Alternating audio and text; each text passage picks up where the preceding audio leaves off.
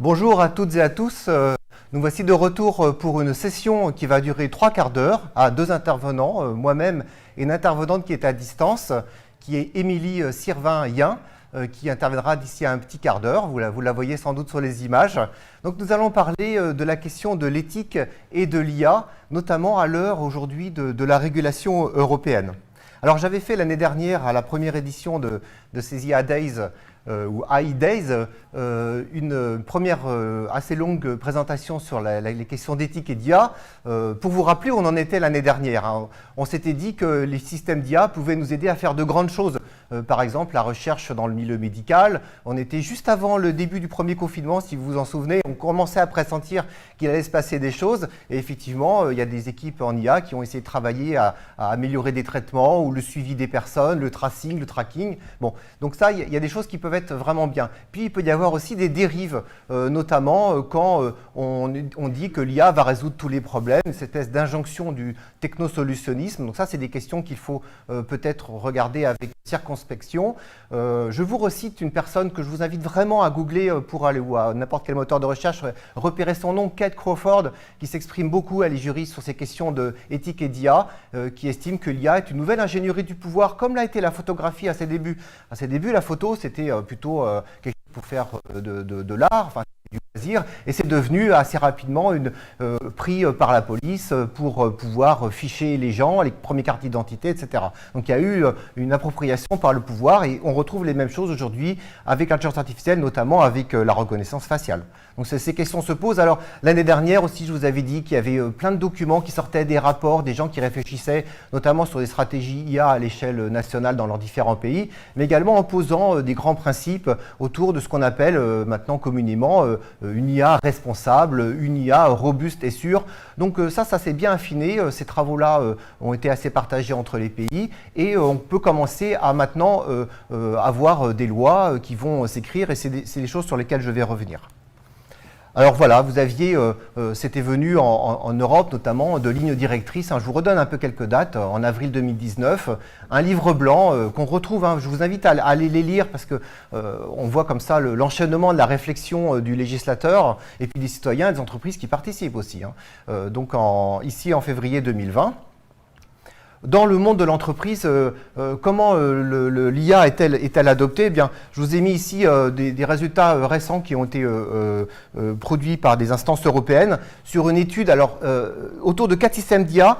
Les chatbots et agents virtuels, c'est le premier système. L'apprentissage machine pour les données massives, big data. Troisième, le traitement automatique du langage naturel. Et quatrième, la génération de langage naturel et la reconnaissance vocale. Donc, des entreprises ont été interrogées sur leur adoption. Sur ces 4 systèmes d'IA qui sont finalement les plus naturels pour des entreprises, eh bien, vous voyez, les chiffres ne sont pas très bons dans les pays, à part quelques pays qui se distinguent. Et encore, la plupart sont en dessous de 10%. La France, 6% des entreprises en France utilisent un tel système. Et l'éthique dans tout ça, un autre rapport un peu plus récent, mais cette fois-ci axé sur des spécialistes de la finance, des gens des services financiers, une centaine de répondants, mais partout dans le monde, donc c'est assez représentatif. Eh bien, 6% de ces répondants, on est aussi sur des petits chiffres, veillent à ce que l'IA soit utilisée de matière éthique et responsable. Seulement 22% de ces répondants qui parlent au nom de leur entreprise ont mis en place un comité d'éthique autour de l'IA dans leur entreprise. 80% ont du mal à créer le type de processus nécessaire pour s'assurer à ce que l'IA soit utilisée comme il faut. Et c'est pour ça qu'on a voulu faire cette réunion aujourd'hui avec quelqu'un d'Orange qui va aussi nous parler des pratiques dans une entreprise et on va pouvoir discuter aussi de ça dans les questions. Comment concrètement on s'y met? C'est bien de sortir des rapports, des grandes listes de points, de principes, mais comment concrètement on s'y met? On ne va pas répondre à tout aujourd'hui. On aura certainement l'occasion de se revoir dans les semaines et les mois à venir parce qu'il faut s'entraider justement pour mettre ça en place. Alors je reviens sur cet agenda européen parce que vous avez toutes et tous suivi le RGPD, le règlement en général sur la protection des données personnelles. Maintenant, on a bien ça en tête, on le croise régulièrement quand on va sur les sites web, on voit bien au nom du RGPD, etc. Les entreprises l'ont mis en place ou essaient de le mettre en place dans leur processus. Eh bien, la même chose est en train de se faire autour de l'IA. Un règlement, une proposition de règlement qui est issue des travaux antérieurs, ceux que j'ai cités tout avant et ceux que là vous voyez qui se sont passés entre mon intervention l'année dernière et cette année. le 22 avril dernier, une proposition de règlement du Parlement européen et du Conseil est sortie. Alors elle est en discussion, elle n'est pas finalisée. Il y a des gens qui la critiquent, c'est-à-dire qui apportent des remarques parfois fondamentales sur certains aspects. Donc je pense qu'il est important, et c'est pour ça que je vais passer un petit peu de temps là-dessus, de voir quel est son contenu et de vous inviter à aller la lire. C'est un document qui est assez long, mais il a été traduit en français, hein, c'est l'Europe, donc il y a tout ce qu'il faut. Alors déjà, ce règlement qui est en gestation définit l'IA. Et c'est important de voir, c'est une définition qui est neutre, qui essaie d'être neutre et qui essaie aussi d'être durable, au sens où on imagine que cette définition de l'IA, au fait des systèmes d'intelligence artificielle, des systèmes d'IA, va évoluer dans le temps, il faut prendre ça en compte. Donc l'IA, les systèmes d'IA, c'est un logiciel développé au moyen de plusieurs techniques et d'approches énumérées dans une annexe. Donc quand on lit ces documents, il faut toujours aller d'article en article, d'annexe en annexe. On a besoin d'un guide de lecture et qui peut, pour un ensemble donné d'objectifs définis par l'homme, par l'humain, générer des résultats tels que des contenus, des prédictions, des recommandations, des décisions qui vont influencer les environnements avec lesquels il interagit.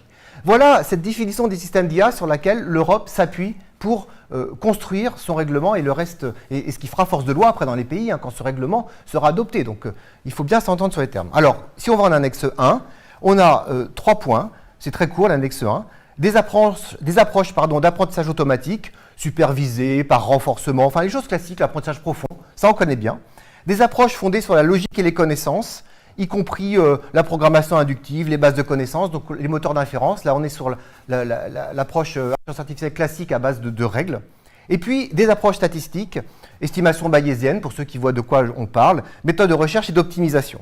Et ces points, c'est important de voir que ces 3 saveurs de l'IA sont mises à égalité dans la définition. Alors, l'objet du règlement, lui, il est de proposer des règles harmonisées, comme pour les RGPD, harmonisées pour la mise sur le marché ou la mise en service de produits et de services d'IA, des systèmes d'IA dans l'Union, avec interdiction de certaines pratiques, avec des exigences spécifiques pour des systèmes d'IA dits à haut risque, à risque élevé. On va revenir dessus.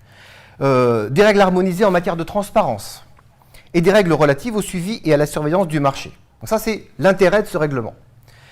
Le champ d'application du règlement, à nouveau comme le RGPD, il s'applique à l'Europe, mais il est aussi un peu extraterritorial. Alors, il s'applique aux fournisseurs établis dans l'Union ou dans un pays tiers qui mettent sur le marché ou mettent en service des systèmes d'IA dans l'Union européenne. Donc, des systèmes d'IA venant en dehors de l'Union européenne devront suivre le règlement. Il s'applique également aux utilisateurs des systèmes d'IA dans l'Union et aux fournisseurs et utilisateurs des systèmes dans un pays tiers lorsque les résultats générés par le système sont utilisés dans l'Union. Vous voyez, c'est assez large et commencez peut-être à vous dire comment j'emploie mes données pour faire des systèmes d'IA, d'où ils viennent, comment ils circulent, etc. En revanche, le règlement ne s'applique pas aux systèmes développés ou utilisés exclusivement à des fins militaires. Donc là, dans ce règlement, on ne va pas parler de drones autonomes, par exemple, de drones militaires autonomes. Il ne s'applique pas aussi à quelques autres catégories, mais c'est surtout l'aspect militaire qui est intéressant d'avoir en tête. Alors, vous avez des notions de risque élevé, j'en ai parlé, ou haut risque, et de risque inacceptable, et puis de risque limité. Le risque inacceptable, c'est le genre de risques qui vont contrevenir aux valeurs de l'Union européenne, notamment les droits fondamentaux. Donc, il y a une série de droits fondamentaux qui existent et qui sont représentés dans l'Union européenne. Ceux-là, si on les attaque, ça sera un risque inacceptable. Il y a des risques élevés, et ceux-là, je vais rentrer un petit peu plus dans le détail. Et l'ensemble de tout ça, d'ailleurs, cette dénomination est calquée sur la sécurité des produits, pour ceux qui sont peut-être familiers de ce type de législation. Alors, sur les risques élevés, ils sont listés dans une annexe aussi, un annexe 3. Alors là, il y en a tout un paquet, mais j'en ai sorti quelques-uns pour vous donner une idée. L'identification biométrique et la catégorisation des personnes physiques, ça, c'est du risque élevé. La gestion et l'exploitation des infrastructures critiques, les centrales nucléaires, par exemple, c'est risque élevé. J'en passe. Les autorités répressives, la gestion de la migration, de l'asile, des contrôles aux frontières, l'administration de la justice, les processus démocratiques. Là-dedans, pour tous ces points-là, on a estimé qu'il y avait des risques élevés à faire de l'IA n'importe comment, pour dire les choses rapidement. Et puis, les risques limités, dans ces cas-là, et on reviendra dessus, il y a la possibilité d'adopter un code de conduite. Alors, les pratiques interdites, à nouveau, c'est un article, j'ai mis les numéros des articles pour que vous puissiez aller voir. Donc, sont interdites la mise sur le marché ou la mise en service de systèmes d'IA qui ont, alors, suivez bien, recours à des techniques subliminales. Qu'est-ce que c'est ? au-dessous d'un seuil de conscience, comment on va le définir, d'une personne pour altérer substantiellement son comportement. Donc vous voyez que rien qu'un énoncé comme ça va mériter beaucoup de réflexion après pour qu'on sache bien de quoi on parle. Exploiter les éventuelles vulnérabilités dues à l'âge ou au handicap, par les pouvoirs publics, établir un classement de la fiabilité des personnes physiques autour d'une période donnée. Là, on parle de score social. Donc là, on est dans les pratiques interdites, je le répète. Et utilisation de systèmes d'identification biométrique à distance en temps réel, dans des espaces accessibles au public à des fins répressives. Alors parfois, il y a des sauf-si, il faut aller voir dans les détails, mais vous voyez que ça, ce sont des pratiques interdites. Et si le règlement donc, est adopté, il aura force de loi dans les pays de l'Union européenne. Il y a des obligations du fournisseur du système d'intelligence artificielle à risque élevé à plusieurs moments dans le temps du produit ou du service. Lors de la conception, on demandera des exigences de conformité qui sont issues des lignes éthiques qui ont été définies auparavant. C'est pour ça que c'était intéressant de les suivre. Lors de la mise en service, il y a des évaluations de conformité, de l'auto-évaluation et le marquage CE, qu'on connaît bien sur les produits. Donc là, on est un peu familier des choses. Et pendant le cycle de vie du produit, on surveillera le marché et puis s'il y a des évolutions, si on s'aperçoit qu'il y a des problèmes, il faudra faire des mesures correctives en prévenant les autorités compétentes et éventuellement réévaluer le produit et faire des modifications importantes. Alors, je vous avais parlé également, dans le cas de risques qui sont peu élevés, de la possibilité de faire des codes de conduite. Donc là, j'invite également à regarder de près. C'est intéressant parce que à la fois les fournisseurs, les utilisateurs, les parties prenantes, donc ça s'appelle des associations citoyennes, vont ensemble travailler à ces codes de conduite. Donc il y a une construction du monde qu'on prépare. Donc ça, c'est plutôt positif, mais c'est pour ces risques peu élevés, et sont pris en considération les intérêts, les besoins spécifiques de petits fournisseurs, de jeunes entreprises. Là aussi, pour les startups qui nous écoutent, c'est intéressant de voir, dans le projet de règlement, il y a plusieurs mentions de ce type-là. Un exemple de risque qui est développé dans l'article, c'est les cas d'usurpation d'identité, donc tout ce qui est image forgée, je vais revenir dessus. Donc c'est écrit explicitement, les utilisateurs d'un système de reconnaissance des émotions devront informer du fonctionnement, c'est une obligation de transparence, les personnes physiques qui y sont exposées. Pareil pour des systèmes qui manipuleraient les images à des fins peut-être positives, mais il faut qu'on sache que ce sont des images qui ont été forgées. Alors on peut se dire, on ne pourra plus rien faire dans ces cas-là. Eh bien, le législateur a pensé quand même à cette notion de bac à sable, alors qui est encadrée également, dans un temps limité, quand même pour favoriser l'innovation avec un environnement contrôlé. Donc des autorités vont contrôler les éventuels risques. Ce sont des autorités nationales qui vont piloter ces bacs à sable ou une instance qui s'appelle le contrôleur européen de la protection des données, le CEPD. Le CEPD, c'est une instance qui a été créée justement avec le RGPD, à l'occasion du RGPD, et qui est une ancienne instance qui s'est transformée et qui est, si vous voulez, la réunion des CNIL de tous les pays. Et puis, s'il y a des risques significatifs constatés, eh bien, il faudra mettre en place sur ces bacs à sable aussi des mesures d'atténuation immédiate, voire suspendre le processus. Donc l'innovation n'est pas interdite, mais elle n'est pas non plus laissée complètement libre. Donc il y a un certain équilibre, et pour que cet équilibre fonctionne bien, il faut qu'il y ait une gouvernance, et ça c'est un des points qui reste encore en suspens, parce que rien n'est vraiment défini à ce stade. Est-ce qu'on va avoir justement ce comité européen de la protection des données, est-ce qu'il va avoir, ce dossier sous son aile aussi, comme il a eu le RGPD? Est-ce qu'il y aura un comité européen de l'IA calqué sur ce comité qui va être créé? Dans les pays aussi, vous voyez, en France, en ce moment, on a la réunion du CSA et de l'ADOPI sous une autre forme, peut-être que c'est eux. Et puis, il y a d'autres textes qui sont travaillés dans l'Union européenne, le Data Governance Act et le Digital Service Act, dont vous avez peut-être entendu parler. Eux aussi ont eu des propos sur l'IA et eux aussi pourraient très bien proposer des instances de gouvernance. Donc ça reste encore des questions ouvertes. Et pour terminer mon intervention, je voulais vous montrer aussi que la recherche réfléchit à ces sujets-là et vous proposer des lectures, notamment sur cette question qui revient souvent, est-ce qu'on peut détecter véritablement des émotions sur les visages des gens et en tirer des conclusions? Il y a beaucoup de travaux de recherche depuis longtemps pour dire que non. Et il faut vraiment que chacun et chacune le sache et aille lire ces travaux qui datent de plus de 50 ans ou plus et qui aujourd'hui sont refaits régulièrement, les bonnes raisons pour lesquelles la gestion des émotions n'est pas aujourd'hui utilisable par des intelligences artificielles. artificielle et certainement, probablement jamais. On pourrait refaire, j'espère un jour, une session sur ce sujet-là. Et puis aussi des IA qui sont au service de la protection de ce monde des IA. Ici, un papier plus récent, il date d'une quinzaine de jours, d'un travail fait au sein de Facebook, qui a imaginé de nouveaux systèmes pour détecter, et cette fois-ci de manière beaucoup plus certaine que les systèmes précédents, qu'une image est une fausse image, une image qui a été forgée. Donc c'est assez intelligent, c'est assez malin, même si cette image a été par un système qui n'a jamais été vu, qui est absolument inconnu, il y a quand même des moyens de se rendre compte que ce n'est pas une véritable image. Le papier se lit assez bien, même s'il est en anglais, c'est pas scientifique, c'est fait pour le grand public. Donc je vous inviterai à regarder ce papier pour en savoir plus.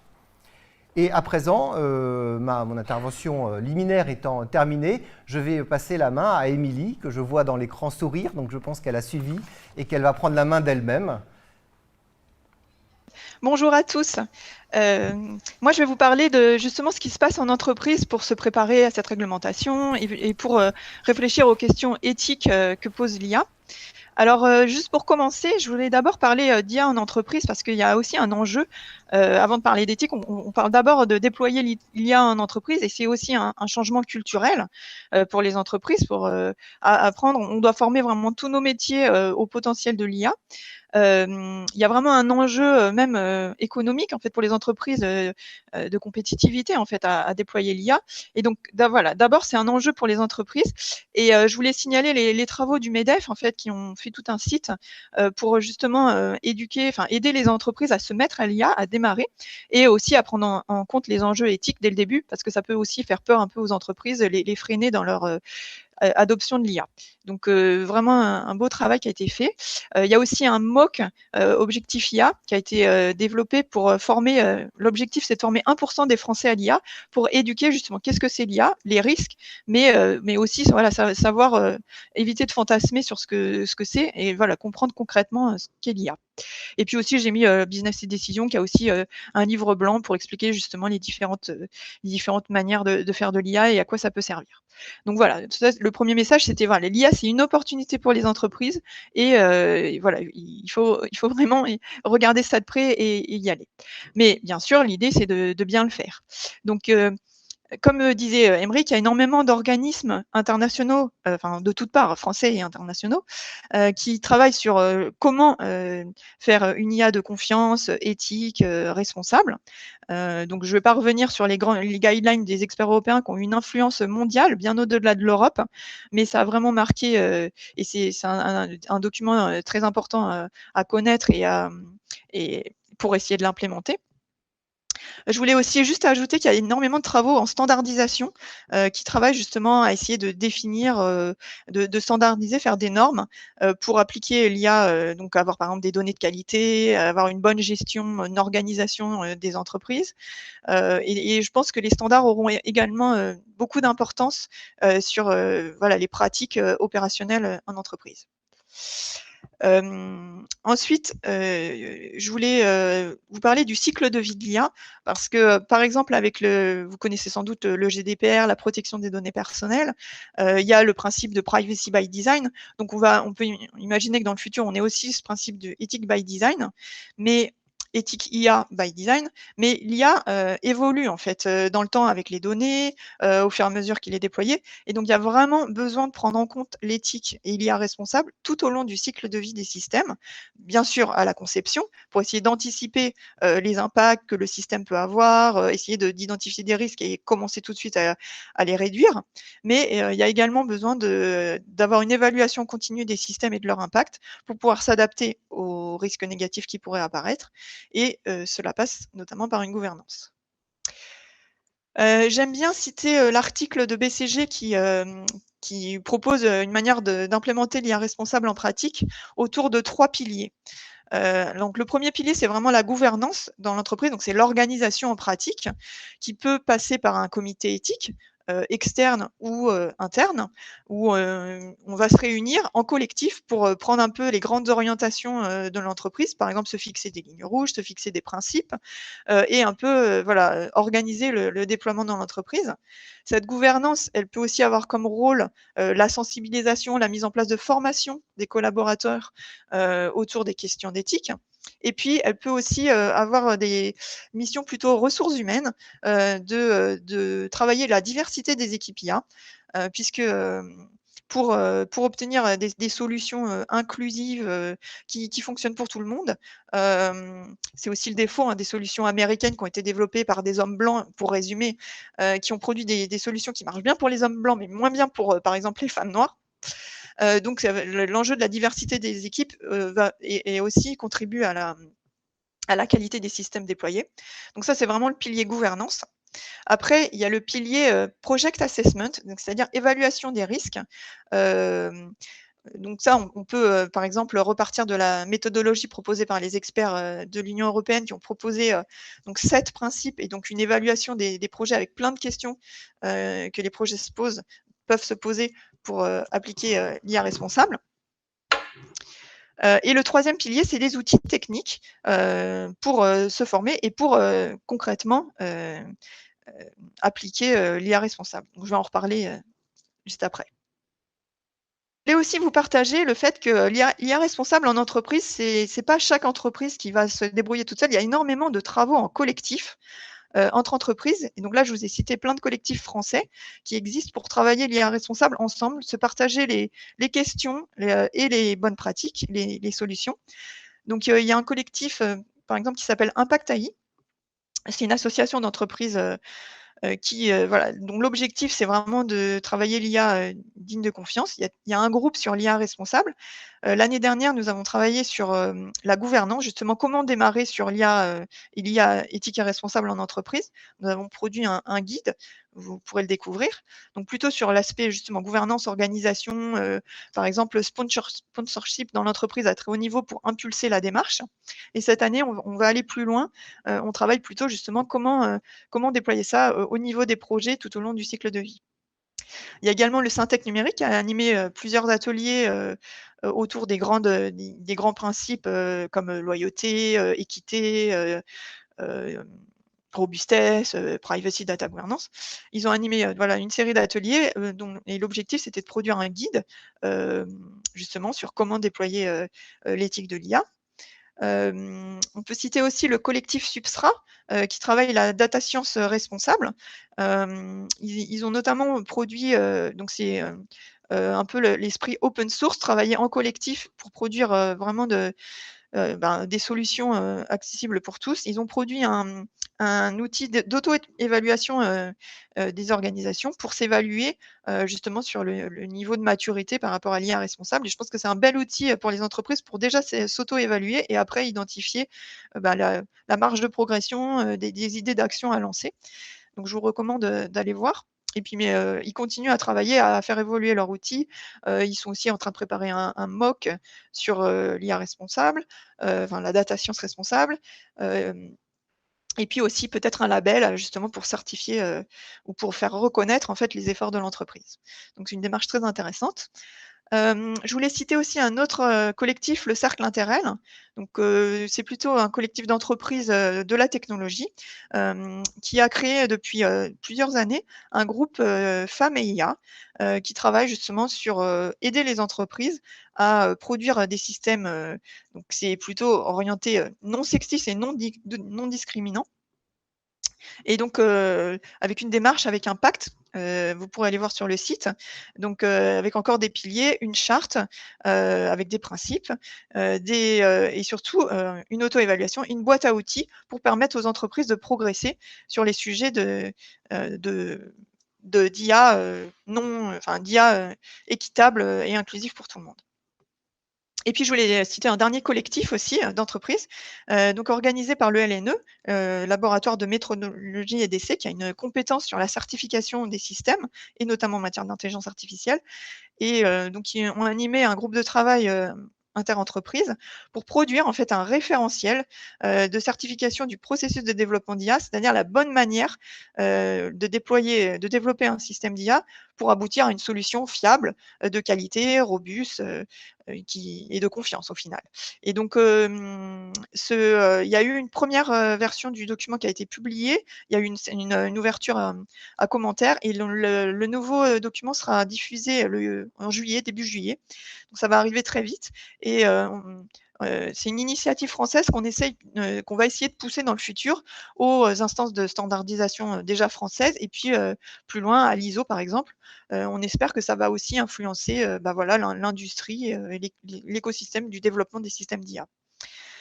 Voilà, donc tout ça pour vous dire que les choses bougent et que les entreprises se préparent vraiment à bien déployer l'IA. Bon voilà, je voulais aussi vous partager l'initiative de la charte IA inclusive proposée par Arborus, correspond de la qualité des données à l'évaluation, en faisant attention à intégrer les partenaires. Donc c'est pas juste une entreprise, hein, c'est l'écosystème qui doit être équitable et inclusif. Et puis aussi ce que je vous disais, la promotion de la diversité des équipes dans les développements des systèmes d'IA. Et il y a également un label qui s'appelle GIZ AI, c'est-à-dire donc c'est dans le prolongement des politiques d'égalité professionnelle en entreprise. Le label GIZ AI ajoute la couche appliquer ces méthodologies également dans le développement des systèmes d'IA. Et enfin, voilà, je voulais vous partager le fait que donc voilà, il y a la gouvernance, l'organisation, on l'a vu, l'évaluation par les risques, on l'a vu. Et donc il y a également pas mal de propositions d'outils techniques qui émergent pour aider concrètement à appliquer et à mettre en pratique un IA responsable. Et donc là, j'ai sélectionné 2 grands sujets en fait. Donc vous l'avez vu, tout le sujet de l'équité pour éviter les biais et les discriminations. C'est un gros sujet, parce qu'il y a énormément de systèmes déjà déployés aujourd'hui qui sont biaisés. Il y a eu plein de scandales sur les discriminations. Donc c'est un gros sujet de prendre en compte l'équité et les biais. Donc il y a pas mal d'outils qui sont proposés par divers acteurs, comme par exemple IBM aussi qui centralise un peu tous les travaux des chercheurs, toutes les propositions de métriques, d'outils d'équité, qui est un très bel outil open source en fait, Fairness 360. Il y a aussi le gros sujet de l'explicabilité, hein, puisque voilà, ce qui est beaucoup reproché au système d'IA, c'est leur obscurité, la difficulté à comprendre comment ça fonctionne et la difficulté à expliquer aux personnes concernées finalement les systèmes. Donc voilà, là aussi, il y a beaucoup de, il y a des propositions, il y a des librairies open source qui commencent à être accessibles pour les data scientists, les experts des systèmes d'IA, mais aussi des outils plus user-friendly qui pourraient servir pour, par exemple, en entreprise, faire de la médiation entre les différentes équipes autour des systèmes. Donc, il y a pas que les experts techniques, mais il y a aussi le marketing, et puis aussi prévoir des explications vers les clients finaux. Voilà. Et mais ces outils, ce que je voulais juste terminer pour dire que voilà, c'est bien que ces outils existent, mais c'est surtout des choix humains et c'est vraiment les personnes qui conçoivent les systèmes qui vont avoir finalement la responsabilité ou le rôle en fait de les utiliser à bon escient, au bon moment, de choisir comment les utiliser. Et donc on en revient toujours au rôle de l'humain et au choix humain. Voilà ce que je voulais vous partager sur le sujet de l'IA responsable en entreprise.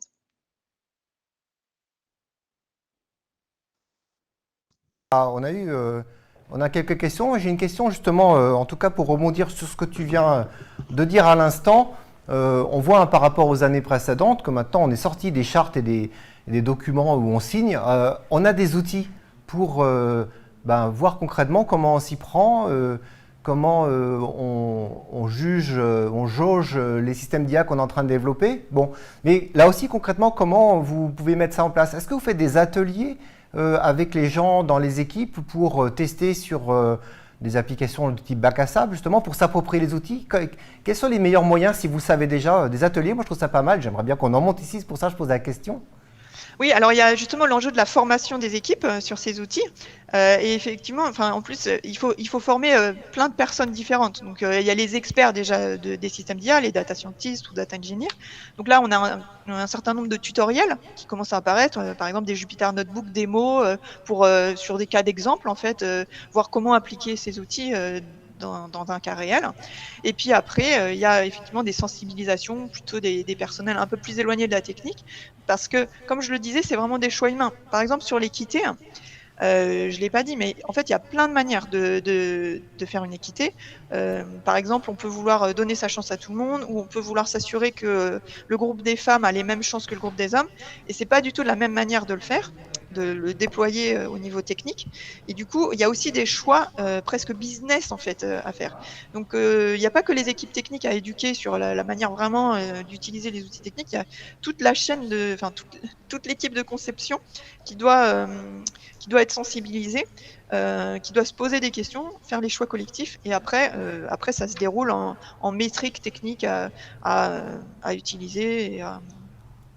Est-ce que vous avez l'impression que les nouvelles personnes recrutées sont déjà plus sensibilisées, ou c'est encore trop tôt pour le dire? Est-ce que les gens qui viennent des formations, les plus jeunes, sont... Alors, je pense que ça se développe dans les formations, justement, toutes ces réflexions sur l'éthique, l'impact des technologies qui développent. Je pense qu'on peut encore en faire mieux. Mais effectivement, c'est un axe de progression des formations aujourd'hui. Alors, j'ai une question. Comment vouloir travailler dans l'IA avec des sujets de discrimination alors que la discrimination est subjective, qu'elle dépend de la sensibilité des personnes? Alors, dans un groupe interculturel, par exemple, comment ça fonctionne effectivement? Ben justement, c'est ce que je disais, hein. L'objectif, c'est d'avoir des équipes diversifiées pour justement faire le tour de la question et pas partir dans une direction qui serait bien pour certaines personnes, mais pas pour d'autres. On n'a pas forcément toutes les réponses aujourd'hui. Déjà, ce qu'on peut dire, c'est que ce qui se développe beaucoup aujourd'hui, c'est la mesure. Déjà, on essaie de mesurer sur plein de groupes de personnes différentes pour évaluer la performance du système sur ces différents groupes. Ça, c'est vraiment la première chose à faire, la bonne pratique à généraliser. Après, sur comment réagir quand on a des différences, il y a aussi plein d'outils qui arrivent pour aider à compléter si on n'a pas de données assez diversifiées. Enfin voilà, mesurer la qualité des données, bien les explorer avant d'aller plus loin. Il y a plein de méthodes pour aider. Et il y a aussi encore plein de recherches à faire, je pense. Ouais. Par exemple, le sujet des données synthétiques pourrait aider à tester le système sur des données diversifiées alors qu'on ne les a pas en réel. Enfin, il y a aussi plein de potentiel de recherche à faire. Est-ce que vous faites, selon les pays aussi, je sais qu'on avait discuté en amont de cette session, on avait parlé de l'Afrique où des questions peut-être différentes se posent, où les sujets locaux, hier j'ai parlé de ça, de la question du local, les problèmes, on résout des problèmes qui sont utiles pour les populations localement. Est-ce qu'il y a peut-être un témoignage là à transmettre ? Alors, ce que je peux te dire, c'est que chez Orange, on a une volonté vraiment d'appliquer l'IA éthique, et donc on a créé un comité éthique au niveau groupe, et en ce moment, on est en train de nommer des référents éthiques dans chaque pays du groupe pour un peu déployer ces méthodologies dans chaque pays. Et effectivement, le rôle de ces référents, ça va être de voir quelles sont justement la culture locale, les contraintes locales, pour orienter à le faire bien dans leur environnement. Et donc effectivement, Orange est une entreprise mondiale en fait, avec beaucoup de pays en Europe et aussi beaucoup de pays en Afrique. Et pour nous, effectivement, aujourd'hui, on a une question qui est encore en recherche et qu'on doit traiter vraiment, c'est s'assurer que les principes qu'on veut déployer, qui sont plutôt à la base ceux issus des Européens en fait, et par exemple du groupe d'experts européens, est-ce que ça va bien s'appliquer à l'Afrique? C'est un vrai sujet qu'on travaille en ce moment. Et que vous partagez avec les autres entreprises, j'imagine, dans le cadre des associations que tu as présentées. Donc on peut vous dire, je pense que ces sujets sont quand même pris à bras-le-corps par les entreprises. On a eu, je le dis aux personnes qui n'ont peut-être pas suivi les interventions précédentes, la masterclass qui a ouvert ces 2 jours était faite par Enrique Lopez de Microsoft, il a donné plein de sujets, et il a eu un long temps très intéressant sur les différentes questions d'éthique, avec des exemples, notamment sur l'équité, sur l'explicabilité. J'invite vraiment les gens à aller aussi visionner cette vidéo. On n'a pas d'autres questions pour l'instant. Moi, je voulais dire un mot aussi sur le travail qui est fait en France par des comités d'éthique. Il existe au sein du comité d'éthique qu'on connaît bien autour des biotechnologies, a été créé l'année dernière, ou il y a 2 ans, un comité national pilote. Il n'est pas donc encore indépendant du grand comité d'éthique. pilote d'éthique du numérique. Et il a rendu son deuxième avis tout récemment, fin mai 2021, sur les véhicules autonomes. Alors le document est intéressant à aller lire, il fait 24 pages, c'est pas très long. Tous les points qu'on peut se poser sur la question d'éthique associée aux IA qui piloteraient des véhicules à conduite automatisée, en fait, il faut utiliser peut-être plutôt ce terme, c'est une des recommandations de ce comité d'éthique. Eh bien, tous ces points sont détaillés, à la fois les questions d'éthique donc liées à la terminologie, je viens juste de faire l'exercice, des questions d'éthique liées à la sécurité routière, à la sécurité de fonctionnement, au contrôle humain du véhicule, aux libertés des personnes, j'en parlais avec l'Europe, les droits fondamentaux, il y a les libertés dedans, aux impacts sociaux et environnementaux. Donc il y a 19 préconisations, j'en ai sorti quelques-unes pour vous montrer un peu l'idée. Par exemple, la première c'était sur la terminologie, plutôt dire véhicule à conduite automatisée plutôt que véhicule autonome, parce que ça met les choses très au clair, que c'est un système artificiel qui a été créé par des humains, ce n'est pas une voiture folle qui a sa propre vie. Étudier l'intérêt d'un signalement des véhicules à conduite automatisée en tant que tel, en fonction des réactions des autres usagers, c'est une recommandation, je vous en cite deux dernières. Assurer que le verrouillage et le déplacement du véhicule à conduite automatisée ne puisse être effectué que conformément aux souhaits de l'utilisateur, sauf requête des autorités publiques dans un cadre légal précis et pour des finalités déterminées. Tous ces textes sont vraiment intéressants à voir parce qu'on voit tous les garde-fous qui sont posés, les lignes rouges qu'il ne va pas falloir dépasser. Il faut donc avoir bien en tête ces termes. Tirer parti aussi dans l'éthique autour des impacts sociaux et environnementaux, c'est intéressant ça.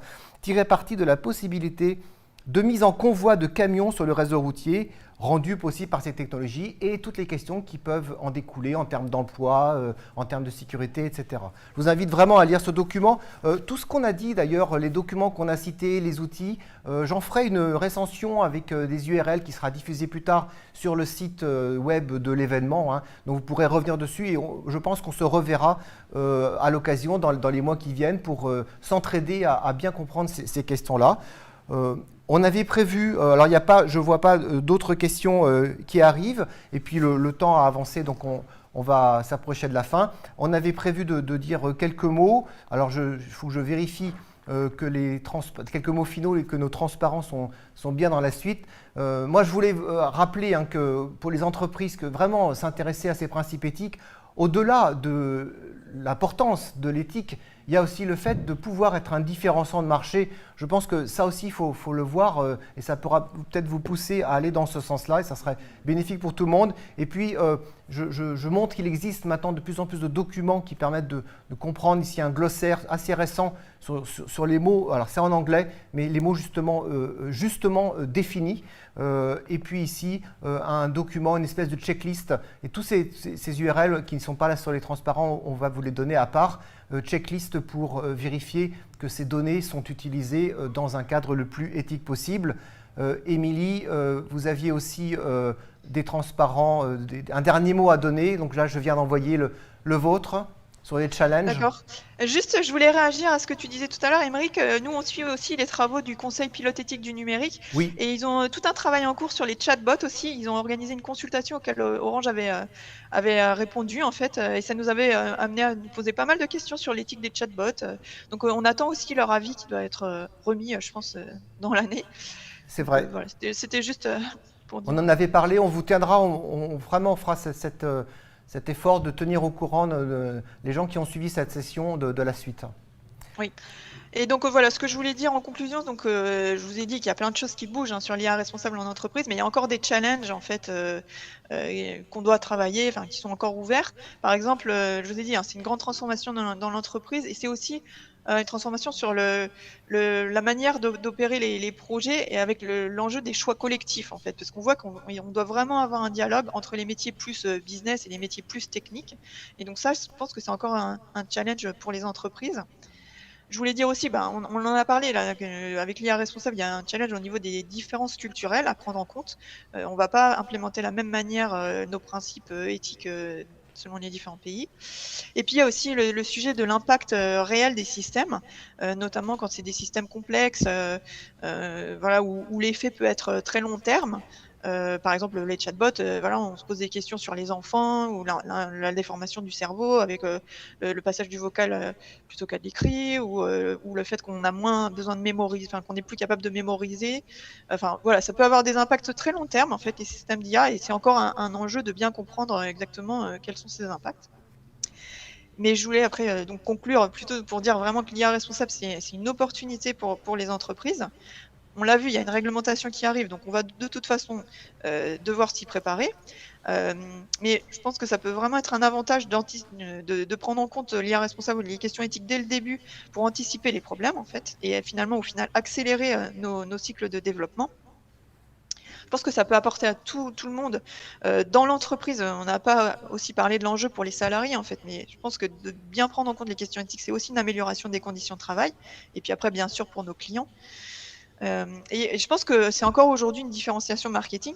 On l'a vu, la réglementation va imposer des conditions strictes pour les systèmes à risque, mais quand même la majorité des cas en entreprise, ce sera des systèmes pas risqués, pas avec des grands risques de vie ou de mort ou d'impact sur la vie des clients.